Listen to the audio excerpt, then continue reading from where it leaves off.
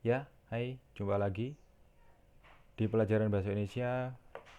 Secara khusus di video kali ini saya akan membahas tentang teks anekdot. Tentu teks anekdot di bagian awal, ya. Teks anekdot di bagian awal. Jadi eh, teks anekdot ini dipelajari di kelas 10, baik SMA ataupun SMK. Nah, buku yang saya gunakan, kita menggunakan buku biru ini, ya, buku kelas 10. Nanti jadi kalau yang ada bukunya silakan bisa juga mengikuti dari bukunya, mulai dibuka-buka dari mulai halaman 81 sampai beberapa bahasan. Nah, bahasan utama di video ini akan membahas tentang dua hal besar, yaitu yang pertama mengkritisi teks anekdot dari aspek makna tersirat, yang kedua yaitu mengonstruksi makna tersirat dalam sebuah teks anekdot. Ya, jadi ada dua hal besar itu yang akan dibahas. Nah, sebelum kita lanjut ke materinya, silakan absen di kolom komentar. Kemudian bagi yang belum like, silakan like atau subscribe-nya jangan lupa, ya. Dan juga silakan di-share ke teman-teman yang lain supaya teman-teman yang lain pun bisa mengerti tentang teks anekdot itu sendiri. Ya, kita langsung mulai saja.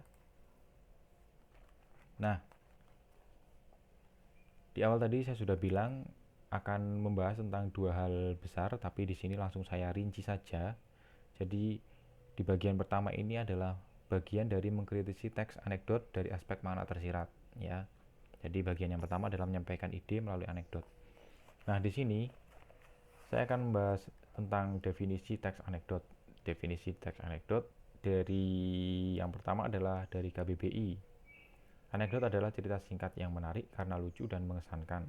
Ya, ceritanya menarik, singkat, lucu dan mengesankan. Yang perlu digarisbawahi. Nah, biasanya mengenai orang penting atau terkenal dan berdasarkan kejadian yang sebenarnya. Jadi ceritanya itu diangkat dari kejadian yang sebenarnya. Tapi ceritanya fiktif. Nah, bagaimana itu? Nanti akan dijelaskan berikutnya, ya. Nah, kemudian fungsi dan tujuan anekdot. Kira-kira fungsi dan tujuan anekdot itu untuk apa? Ya. Fungsi sosial teks anekdot yaitu menceritakan kembali peristiwa pada masa lalu agar tercipta hiburan. Ya, fungsi sosialnya untuk menciptakan hiburan. Kemudian pembelajaran dari pengalaman pada masa lalu bagi pembaca atau pendengarnya. Ya, pembelajaran itu maksudnya adalah karena yang disampaikan itu biasanya mengkritik tentang sesuatu, jadi itu bisa dijadikan sebagai pembelajaran dari pengalaman masa lalu. Dan menyampaikan kritik. Nah, ini menyampaikan kritik. Kemudian tujuan teks anekdot itu untuk menceritakan berbagai jenis reaksi emosional dalam sebuah cerita. Ya, jadi berbagai reaksi dari cerita itu. Nah, kemudian bagian berikutnya yang akan saya jelaskan tentang ciri-ciri anekdot. Nah, ciri-ciri anekdot tadi sebenarnya sudah dibahas di bagian fungsi, tujuan, dan juga pengertian. Ya, ciri-cirinya menceritakan orang penting, ya, menceritakan orang penting, kemudian menyindir, kemudian menggelitik, ya, bersifat humor, menggelitik humor, kemudian memiliki tujuan tertentu, kisah menyerupai dongeng. Jadi kisahnya atau ceritanya itu fiktif tapi apa ya, yang disajikan itu sebenarnya mengkritik atau ada di kehidupan sehari-hari sebenarnya, hanya tidak secara langsung disampaikan. Kemudian cerita terhubung umum dan realistis. Ya, cerita terhubung umum dan realistis. Ya. Jadi ceritanya itu nyata. Maksudnya nyata itu menyinggung dari kehidupan yang nyata. Ya, jadi ini ciri-cirinya ada 7 ciri. Ya, ada 7 ciri umum. Ya. Jadi ini bagian awal yaitu tentang pengertian, fungsi, tujuan dan ciri-ciri dari teks anekdot. Ya. Nah, pada bagian ini kita baru masuk bagian yang benar-benar. Jadi tadi itu hanya pengetahuan umum tentang apa itu anekdot, ya. Di buku tidak ada, di buku yang biru itu tidak ada sebenarnya. Nah, sekarang kita masuk ke bagian mengkritisi teks anekdot. Ini yang dari buku, benar-benar dari buku, ya, supaya kamu mempunyai dasar, supaya Anda mempunyai dasar. Makanya tadi saya jelaskan tentang pengertian, tujuan, dan cirinya. Nah, sekarang kita mulai membahas tentang apa yang ada di buku. Ya, bagian awal dari mengkritisi teks anekdot itu adalah mendata pokok-pokok isi anekdot. Nah, cara mendata pokok-pokok isi anekdot itu bagaimana? Yang pertama, ya tentu dengan membaca teks anekdot dengan seksama. Nah, kalau sudah dibaca, terus diapakan? Kalau sudah dibaca, ya mengidentifikasi pokok-pokok isi teks anekdot dengan cermat. Nah, setelah diidentifikasi, dicatat pokok-pokok isi dalam teks anekdot yang dibaca. Ya, jadi itu cara untuk mendata. Sebenarnya mendata pokok-pokok. Sebenarnya cara-cara ini itu sebenarnya tidak hanya untuk mendata pokok-pokok isi anekdot, tapi untuk mendata semua bacaan yang pernah kalian baca. Itu caranya ya seperti ini. Ya, cara mendata pokok-pokok isi anekdot, cara mendata pokok-pokok isinya itu seperti ini. Jadi cara mendata pokok-pokok isi teks ya, jadi anekdotnya tinggal dihilangkan, itu bisa digunakan untuk semua teks. Tapi ini secara khusus karena kita membahas tentang anekdot, jadi ditambahkan dengan kata anekdot. Nah, berikutnya kita akan masuk ke contoh. Saya akan sajikan sebuah contoh. Ini juga saya ambil dari buku. Nah, di sini ada sebuah teks anekdot yang berjudul dengan dosen yang juga menjabat atau menjadi pejabat, ya, dosen yang juga menjadi pejabat, ya. Jadi di sini ada sebuah percakapan, ya. Jadi diawali dengan diawali dengan gambaran. Jadi kejadian itu ada di mana? Di kantin sebuah universitas, Udin dan Tono, dua orang mahasiswa, sedang berbincang-bincang. Ya, jadi Tono, saya heran, dosen ilmu politik kalau mengajar selalu duduk, tidak pernah berdiri. Begitu aja dipermasalahkan. Ya, Udin tahu sebabnya. Dan seterusnya ya. Nah, di sini dalam ceritanya itu ceritanya seperti mengada-ada, ya, seperti mengada-ada kalau dilihat. Ceritanya seperti mengada-ada. Tapi sebenarnya cerita ini berdasarkan dengan di kehidupan nyata. Jadi di kehidupan nyata itu ada kejadian yang seperti ini sebenarnya. Maksudnya seperti ini itu bukan seperti ceritanya, tapi seperti yang disindir. Ya, maksudnya adalah seperti yang disindir. Nah, kita lihat analisisnya. Dari ini hasil analisis dari teks yang di atasnya. Ya, jadi masalah yang dibahas adalah dosen yang merangkap jadi pejabat. Ya, dosen juga pejabat. Kemudian unsur humor yang diselipkan di sini di bagian penutup. Oh ya, sebelum kalian atau Anda semua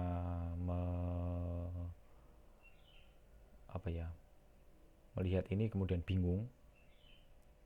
Jadi kalau di sini dikatakan unsur humor, jadi jangan jangan menganggap bahwa semua teks anekdot itu selalu lucu. Tidak. Jadi unsur humor di sini maksudnya adalah kalau dalam teks anekdot itu sesuatu yang aneh, ya, tampak aneh, sesuatu yang tampak janggal. Nah, tampak janggal, tapi tidak selalu lucu sebenarnya, ya. Tidak selalu menggelitik. Ada yang malah membuat bertanya-tanya, ini mana sih yang lucu? Tapi kamu atau Anda harus cari kira-kira dalam cerita itu mana bagian yang janggal, mana bagian yang aneh. Sepertinya lucu, tapi lucunya itu lucu garing misalnya. Ya, itu berarti bagian kritikannya, ya, bagian humornya, ya. Nah, di sini unsur humornya ya. Unsur humornya ada di bagi kalimat penutup, anekdot, sebagai jawaban mengapa sang dosen tidak pernah mau berdiri dari tempat duduknya. Ternyata kalau dia berdiri takut kursinya diduduki orang. Ya kalau dia berdiri takut kursinya diduduki orang lain. Nah ternyata makna tersiratnya yang disampaikan adalah kritikan pada para pejabat yang takut kehilangan jabatannya atau tidak mau diganti oleh pejabat baru. Nah ini terjadi dalam kehidupan nyata, itu terjadi. Lihat ya, dalam ceritanya itu sebenarnya nggak ada kaitannya dengan kehidupan nyata, tapi maksudnya di sini adalah dari maknanya. Ya, dari maknanya menyinggung masalah nyata, masalah kehidupan sehari-hari. Kita lihat banyak sekali pejabat yang kalau sudah menjadi pejabat, kalau bisa ya seterusnya sampai mati, sampai dia pensiun. Ya. Jadi itu sebenarnya ingin menyindir, atau cerita ini ingin menyindir masalah itu. Ya. Jadi bagaimana para pejabat itu setelah menjabat, mereka tidak mau digantikan oleh siapapun. Apalagi kalau jabatannya sudah tinggi, sudah sangat tinggi. Kalau sudah habis waktunya ya, kalau selama masih bisa menempati kedudukannya ya dia tidak akan pergi dari tempatnya. Jadi seperti itu maksud dari cerita ini ya. Jadi menyinggung masalah nyata di kehidupan sehari-hari. Nah kemudian bagian berikutnya yaitu mengenai cara mengidentifikasi makna tersirat dalam teks anekdot. Ada 3 cara. Ya yang pertama, yang tadi sebenarnya sudah ya, membaca teks anekdot dengan seksama. Kemudian yang kedua, menganalisis pesan, kritik maupun nasihat dengan menilai tindakan ataupun dialog yang disampaikan tokoh. Kemudian yang ketiga, menyimpulkan makna tersirat berupa pesan, kritik ataupun nasihat dari cerita. Ya, jadi cara mengidentifikasi makna tersiratnya seperti itu. Membaca teksnya, jelas mau nggak mau harus membaca teksnya. Kalau kamu nggak membaca teksnya, bagaimana bisa mengidentifikasi teks tersebut? Ya, kemudian menganalisis pesannya. Kira-kira pesan yang disampaikan itu apa? Kalau yang namanya teks anekdot, itu biasanya pesannya tidak secara langsung. Ya, ini kalau dalam bahasa dalam bahasa yang lebih mudah ya menyindir. Jadi fungsinya untuk menyindir. Jadi tidak secara langsung. Nah, misalnya Anda berada di kelas. Ya, ada salah satu guru atau saya misalnya masuk ke kelas, kemudian saya mengatakan, "Wah, kelas ini panas sekali ya." Nah, itu secara tidak langsung saya meminta Anda untuk membuka jendela kelas ya. Jadi ketika saya masuk kelas, posisi jendela semuanya tertutup ya, tertutup rapat. Kemudian kelas itu sangat pengap karena setelah istirahat kalian bermain di kelas. Nah, sesampainya di kelas saya langsung mengatakan itu tadi. Kok kelas ini panas sekali ya? Nah, saya itu tidak membutuhkan jawaban iya pak, tidak, tapi maksud saya adalah supaya kalian membuka jendela kelas supaya udaranya tidak pengap, udaranya bisa ganti dengan udara yang baru ya. Jadi itu maksudnya menganalisis pesan ya, atau kritik ataupun nasihat yang disampaikan. Kemudian menyimpulkan makna tersirat berupa pesan, kritik ataupun nasihat ya. Kemudian disimpulkan. Tadi setelah mendengar terus menganalisis ya, berarti baru menyimpulkan ya. Jadi seperti itu. Nah, bagian berikutnya kita masuk ke bagian mengonstruksi makna tersirat dalam sebuah teks anekdot. Nah, pada bagian ini awalnya adalah langkah-langkah menentukan makna tersirat dalam anekdot. Nah, langkah-langkahnya apa? Hampir sama dengan yang tadi. Membaca secara keseluruhan, kemudian memahami unsur-unsur dalam teks anekdot. Dalam teks anekdot itu ada unsur apa saja. Ya, kemudian menangkap aspek lucu, konyol, dan jengkel dalam teks anekdot nih ya. Lucu, konyol, atau tadi membingungkan, atau janggal, dan lain sebagainya ya. Kemudian menangkap makna tersirat berupa kalimat sindiran atau amanat dari anekdot tersebut ya. Jadi seperti itu, harus bisa mengetahui apa yang ingin disampaikan. Nah, di sini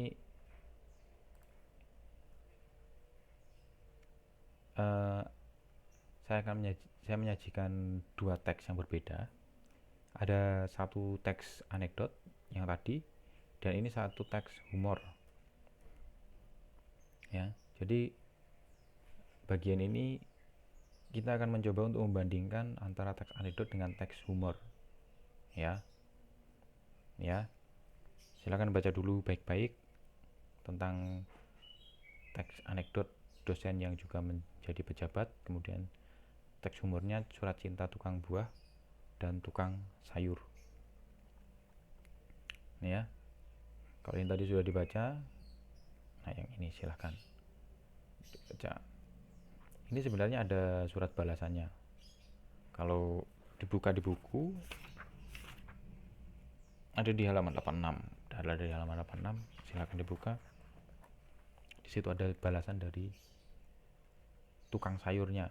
Jadi di sini tukang buah yang buat surat, nah tukang sayur membalas surat dari ini, surat balasan dari tukang buah ini. Udah ya. Sekarang kita lihat analisisnya nih ya. Ini hasil analisis dari dua teks yang disajikan tadi. Nah, aspek yang dianalisis apa saja? Aspek yang dianalisis adalah ide cerita, isi, fungsi, komunikasi, dan makna tersirat. Nah, satu persatu kita akan lihat. Dari aspek ide cerita, teks anekdot yang dosen yang menjadi pejabat itu ditulis berdasarkan peristiwa nyata. Jadi peristiwa-peristiwa yang atau peristiwa yang terjadi di kehidupan kita sehari-hari atau di negara kita lah paling tidak ya. Sedangkan teks humor yang surat cinta tukang buah tadi itu hanya rekaan itu hanya buatan, hanya mengarang saja ya. Kita lihat lagi ya. Wajahmu memang manggis, ini kan hanya plesetan-plesetan supaya untuk lucu-lucuan saja ya. Kalau ini tidak hanya untuk lucu-lucuan tapi untuk menyindir ya. Kemudian isinya masalah terkait tokoh publik atau masalah yang menyangkut orang banyak, itu isinya. Benar ya. Ini menyangkut masalah publik, yaitu pejabat ya. Kalau yang humor itu masalah kehidupan sehari-hari umum. Ini tukang buah ya, berarti kaitannya dengan buah-buahan, makanya di sini umum sekali. Nah, kemudian bagian ketiga fungsi komunikasi. Fungsi komunikasi kalau di anekdot itu fungsinya tadi sudah jelas, untuk menyampaikan kritik atau sindiran secara halus. Nah, kalau humor hanya menghibur, murni hiburan, fungsinya murni hiburan ya. Kemudian mana tersirat kalau dalam teks anekdot ya, karena teks anekdot berarti harus ada makna tersiratnya, menyadarkan para pejabat agar bila masa jabatannya habis mereka bersedia untuk turun dari jabatannya dan siap digantikan oleh yang lain ya. Tapi kalau humor ya tidak ada makna tersiratnya ya, hanya disampaikan, benar-benar disampaikan untuk lucu-lucuan. Nah, sekarang kesimpulannya kesimpulan atas kedua teks yang tadi sudah dibahas, yang sudah dianalisis. Nah, jadi ada perbedaan dalam teks anekdot dan humor walaupun sama-sama lucu teksnya. Nah, yang pertama, makna yang disampaikan adalah makna yang tersirat, bukan makna yang sesungguhnya. Tadi ya, maksudnya takut kursinya diduduki oleh orang lain, itu maksudnya adalah takut jabatannya diduduki oleh orang lain. Ya, bukan hanya sekedar kursi yang ada di kelas. Kursi yang dipakai untuk mengajar, bukan. Kalau humor tidak ada atau tidak mengandung makna tersirat. Kemudian anekdot mengandung sindiran terhadap seorang atau kelompok masyarakat tertentu. Ya, ini kalau anekdot. Nah, kalau humor ya hanya merupakan hiburan semata, udah titik. Fungsinya hanya untuk menghibur. Kemudian yang perbedaan ketiga, topik yang dibahas mengenai hal yang berhubungan dengan kepentingan khalayak ramai. Jadi untuk kepentingan umum. Nah, maksudnya kalau teks di sini tadi fungsinya adalah supaya orang banyak tahu bahwa di negara kita itu masih sering terjadi seperti itu dan harus diperbaiki. Ya, caranya memperbaiki ya tadi dengan mengkritik tadi. Kemudian topik yang dibicarakan merupakan topik umum pada kehidupan sehari-hari dan tidak berhubungan dengan kepentingan orang banyak. Ini ya, tidak berhubungan dengan kepentingan orang banyak. Jadi benar-benar fungsinya hanya untuk menghibur, fungsinya murni untuk menghibur. Kalau humor, kalau anekdot tadi ada humornya, tapi juga untuk mengkritik sesuatu. Ya, jadi ada hiburannya, ada juga untuk kritikannya. Nah, kemudian yang berikutnya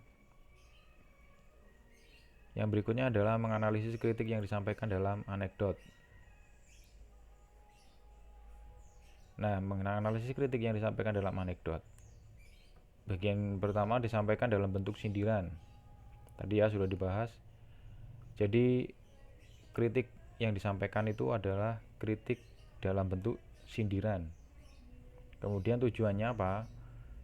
Kok teks anekdot itu disajikan dalam bentuk sindiran? Tujuannya yang pertama itu menghindari konflik dengan pihak yang disindir. Jadi pihak yang disindir itu ya kalau sudah sudah pikirannya sudah tertutup, hatinya sudah tertutup, ya sudah tidak akan merasa tersindir karena tidak menggunakan namanya, tidak menggunakan nama perusahaannya, ya. Jadi tidak akan terjadi konflik.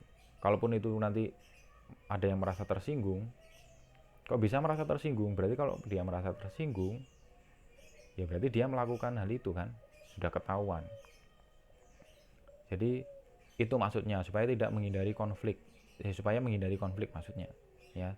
Tidak ada konflik antara yang menulis anekdot juga dengan yang disindir. Nah, kemudian yang kedua, pesan yang disampaikan atau kritiknya itu tidak menimbulkan ketersinggungan. Sama, ini juga supaya tidak terjadi konflik, sudah tidak ada yang tersinggung. Jadi kritik yang disampaikan harus dalam bentuk sindiran. Kemudian bagian yang berikutnya adalah disampaikan melalui ungkapan berupa kata, frasa, atau kalimat yang bermakna idiomatis. Itu bukan makna yang sebenarnya, ya. Bukan makna yang sebenarnya nanti akan dibahas di materi-materi yang lain, ya. Idiom itu akan dibahas di materi-materi yang lain. Ini nanti mungkin hanya membahas sedikit, hanya memberi gambaran saja maksudnya idiom itu seperti apa, ya. Nah, ini hasil analisis kritik anekdot berdasarkan makna idiomatisnya. Dosen yang juga menjadi pejabat, yang saya ambil yang ini karena memang dari tadi kita menggunakan teks ini supaya tidak menyediakan banyak teks. Untuk teks anekdot yang lain nanti bisa dicari di Google, ya, bisa kalian googling sendiri, bisa kalian cari sendiri, ya. Ada banyak teks anekdot. Nah, kemudian di sini ya tadi ya Jadi kata, frasa, klausa atau kalimat ini ya, kata sudah tahu, frasa juga sudah tahu, klausa juga sebenarnya sudah tahu, atau apalagi kalimat sudah tahu harusnya. Jadi di dalam cerita dosen tadi itu ada kata kursi ya. Kursi di situ memiliki makna idiomatis yaitu jabatan. Jadi memiliki makna yang bukan sebenarnya. Ya, kursi di situ bukan murni kursi yang seperti biasa ke tempat kita duduk, bukan. Maksudnya kursi di situ adalah kursi jabatan. Ya. Kemudian ada kalimat yang mengatakan takut kursinya diambil orang. Ya, berarti ya takut jabatannya direbut oleh orang lain. Ya, jadi itu maksudnya makna idiomatis. Nah, untuk idiom juga sebenarnya bisa dicari di internet, kalian bisa cari, bisa belajar sendiri idiom itu apa supaya lebih eh,